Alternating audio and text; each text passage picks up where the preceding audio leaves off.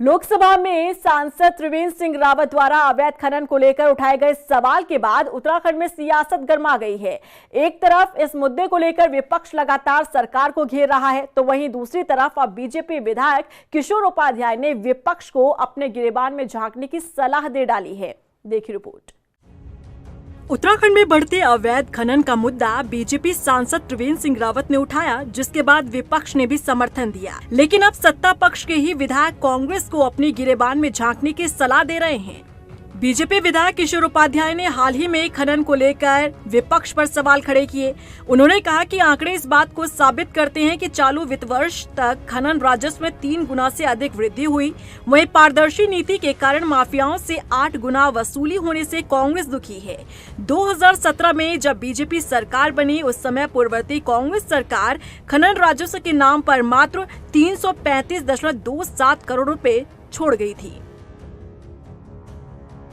17 में जब ये भारतीय जनता पार्टी की सरकार बनी, उस समय 335 करोड़ के लगभग जो है वो खनन से आय हो रही थी।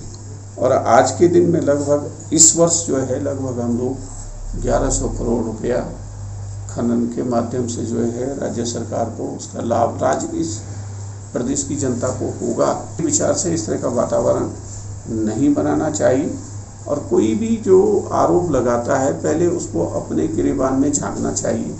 उनको एक अच्छी कहावत है ना कि अगर हम एक उंगली किसी की तरफ उठाते हैं तो 4 उंगलियां हमारी तरफ होती हैं। तो तत्कालीन उससे पहले के जो मुख्यमंत्री हैं उनके ऊपर कितने सारे आरोप लगते रहे आप लोग भली भांति जानते हैं। और इस तरह की प्रवृत्ति को इस प्रदेश में रोका जाना चाहिए और मैं इस प्रवृत्ति की निंदा करता हूं।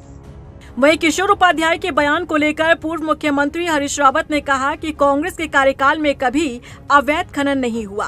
कांग्रेस के समय में जेसीबी और पोकलैंड कभी गंगा में नहीं उतरी और आज बीजेपी के समय में गांव के गाड़ गदेरों में आज जेसीबी और पोकलैंड पहुंच गई है और खुली छूट खनन को दी जा रही है।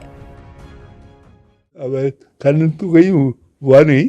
हाँ, हमने गरीबों के लिए हमने कहा बुग्गी वाला, खच्चर वाला जो अपने उसमें ला रहा है, कहीं अपने खेत की मिट्टी को खोद करके अपने गांव के घर गाड़ गधेरे की मिट्टी को खोद करके ला रहा है, तो हमने उनको अपने घर के काम के लिए कर रहा है, उनको छूट दी और इसी को अवैध खनन बताया गया।